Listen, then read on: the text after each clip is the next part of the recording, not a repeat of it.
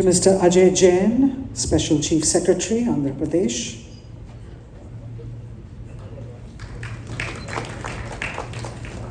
To Dr. Rajendra Kumar, Secretary Tourism and Civil Aviation, Gujarat.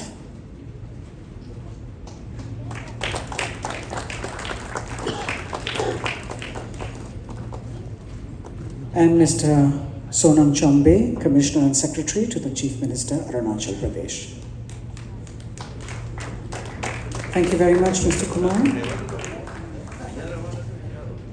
To deliver the vote of thanks, I am now pleased to invite a vital role in fostering unity among all member associations and in ensuring that the faith platform remains a strong collective voice for the sector. Mr. Mehra. Shri Suman Bilaji, DG Tourism, Government of India, Mr. Ajay Jain, Special Chief Secretary, Government of Andhra Pradesh, Dr. Rajendra Kumar, Secretary Tourism, Government of Gujarat, Sonam Chombe, Commissioner and Secretary to the CM, Government of Arunachal Pradesh, Mr. Puneet Chitwal, Chairman Faith, Mr. Ajit Bajaj, Vice Chairman and Chairman Faith Conclave, Mr. Ajay Prakash, Vice Chairman Faith, all other board and alternative members of Faith, esteemed officials from the various states, distinguished guests, industry colleagues, sponsors, members of the media, ladies and gentlemen. It is with great pride and immense gratitude that I stand before you today, representing Faith, the Federation of Associations in the Indian tourism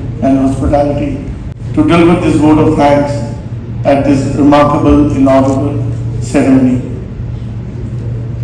Well, I will like to first of all thank the Honorable Minister of Tourism, Government of India, Shri Gajendra Singh Shekhawat, who should be with us in the next 45 minutes. He has been held up in the Parliament. Well, I also would like to thank Mr. Amitabh Kant, former G20 Sherpa, who will be with us immediately. He is already here and he will be here to address us shortly. A heartfelt thank you to Mr. Puneet Chitwal, a stalwart in the Indian hospitality industry. Under your leadership, Faith is accelerating and has become a voice of the 10 member associations of Faith. Your perspective and contributions continue to elevate the global image of the Indian hospitality. A sincere thanks to Mr. Ajit Bajaj, Vice Chairman Faith and Chairman of the Conclave, who's worked hard to organize this conclave. This is the first Faith conclave and would pave path for future such events to be organized by Faith, which will bring together stakeholders of the tourism and hospitality industry to hear each other. To Mr. Ajay Prakash, Vice Chairman Faith, we extend our gratitude for being a strong voice of Faith and supporting us in organizing this event. Your advocacy and leadership are helping modernize and professionalize our travel trade community to meet global standards. Thanks to Mr. Bobby Sani, Treasurer, Faith, for his unconditional support for this conclave. We are also honored by the participation of Ministry of Tourism, Government of India, Andhra Pradesh Tourism, Gujarat Tourism, and Arunachal Pradesh Tourism in this conclave. Each state brings unique culture, historical and natural offering to India's country. Your active collaboration with the industry reflects a shared vision for inclusive and sustainable tourism development. Well, this event would not have been possible without the seamless cooperation between the center and the state governments, private stakeholders, and our various member associations. At Faith, we are committed to being the bridge that unites all forces working towards making India a global tourism powerhouse.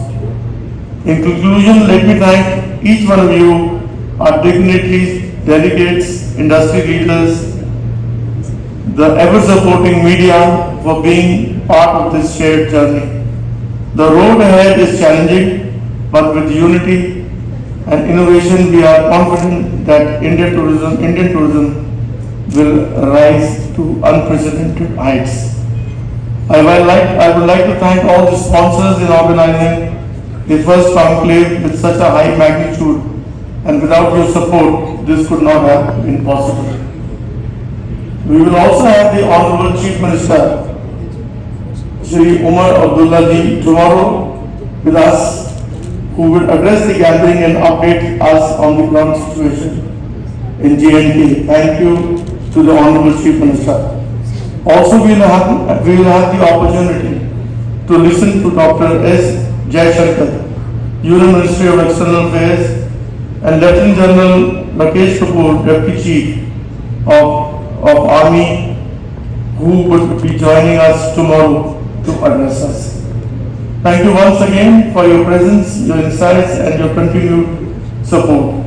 Jai Hind, Jai Bharat. Thank you.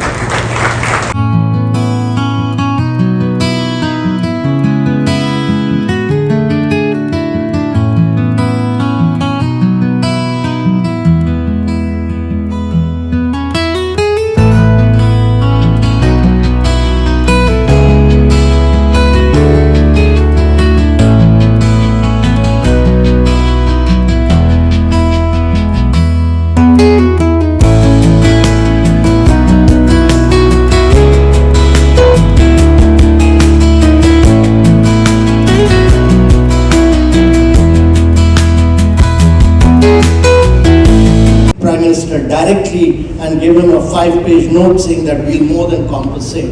This is a challenge which the travel and tourism industry takes, subject to 1, 2, 3 things that we want from the government. That's all. And I think everybody is in favor of travel and tourism. Prime Minister has gone on record so many times to actually promote travel and tourism himself. He's a great believer. But it's the domestic tourism has done its bit. We could handle all this during the COVID period because the domestic tourism took off.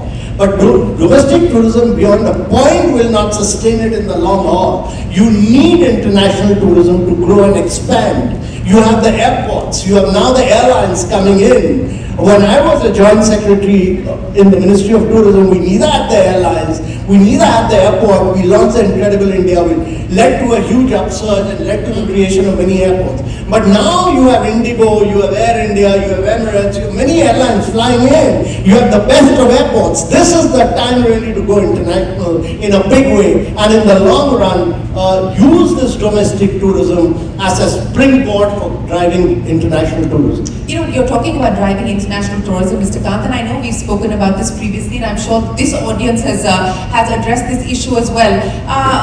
But you know, when we talk about competitiveness, how do you make Indian tourism competitive? You keep hearing anecdotal stories as well as hard data on how people are willing to go to Vietnam, people are willing to go to Thailand, numbers which... The numbers game schedule. I mean, you know, the point is that India... So high value customers. So two things. One is that India is a long haul destination.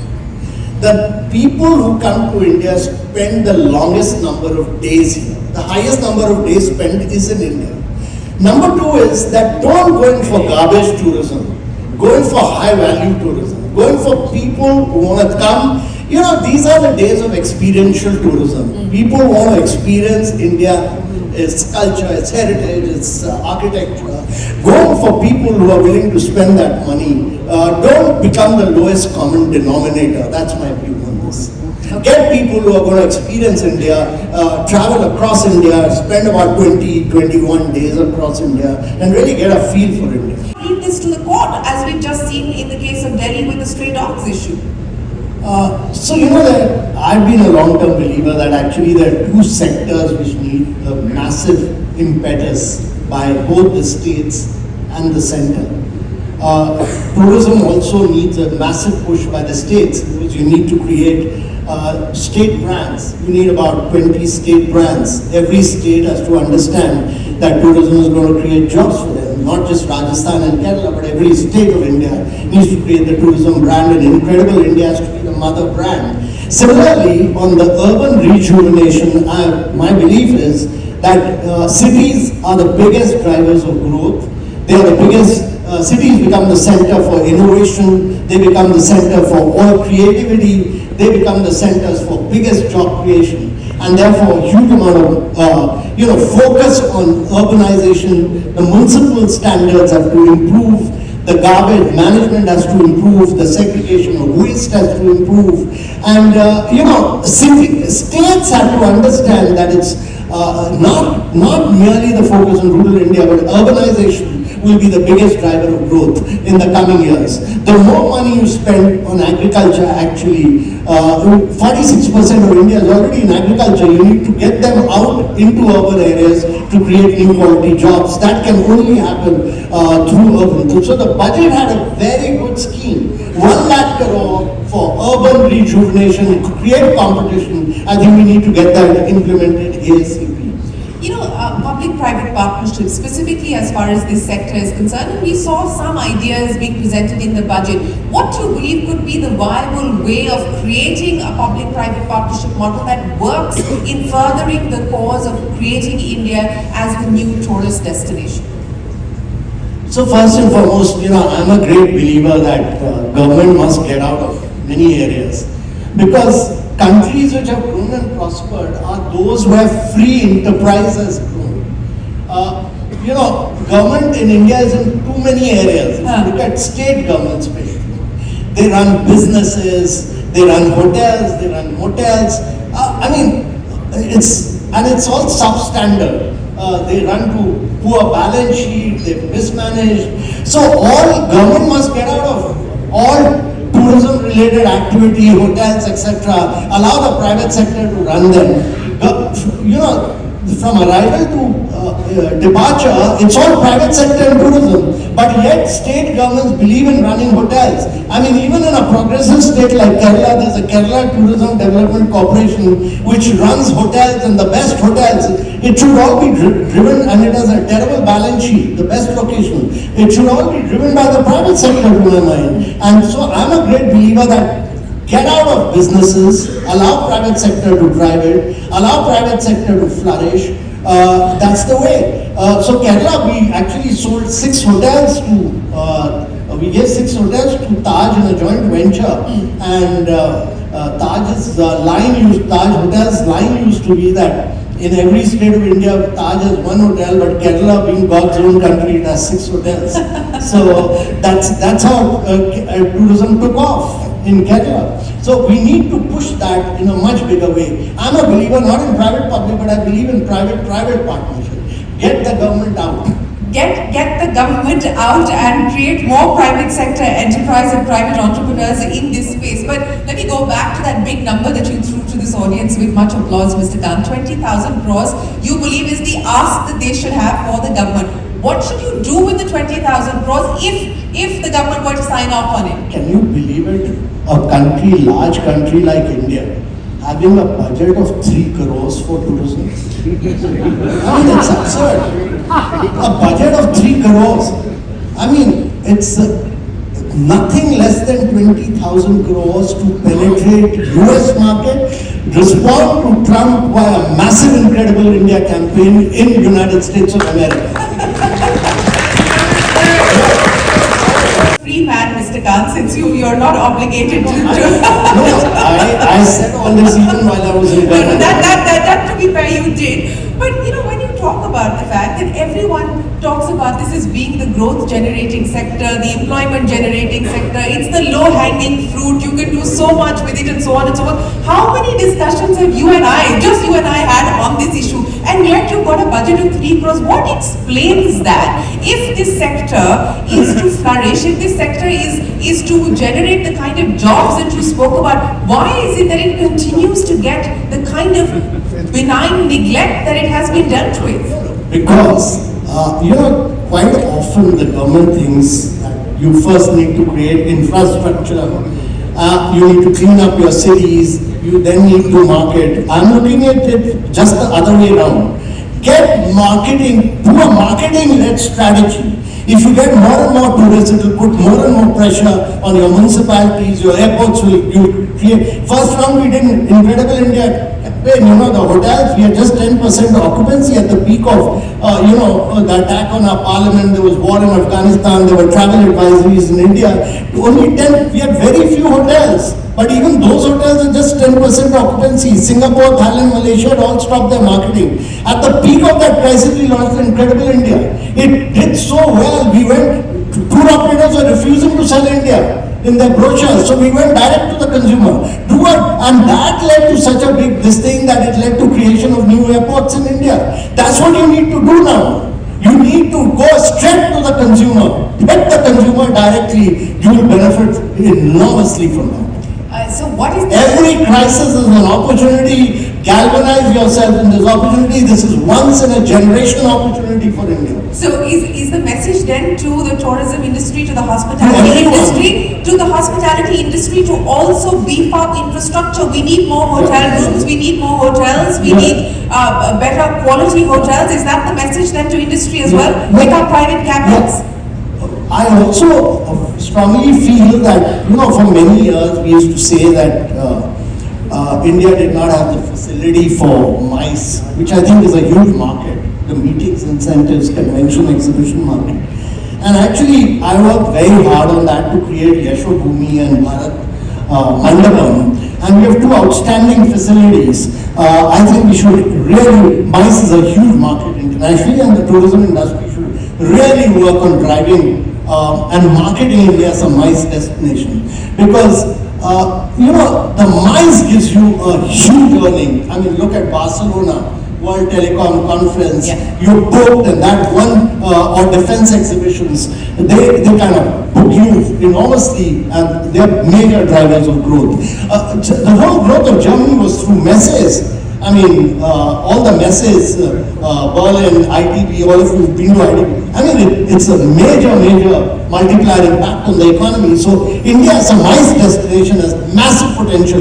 We didn't have large-scale exhibition. Now we have them. I mean, Yashobhumi is large. You can do a 25,000 people exhibition. You can do a huge amount of exhibitions. You have open spaces. You can do automobile, defense, many exhibitions. So this is the opportunity for MICE. It's a major market worldwide. It's a major market that India needs to leverage and capitalize on. I want to go back where we started because we've got a couple of minutes before we close. And you believe that India can still arrive at a win-win deal with the US, and you believe that there needs to be outreach at this point in time between both sides. There needs to be an engagement.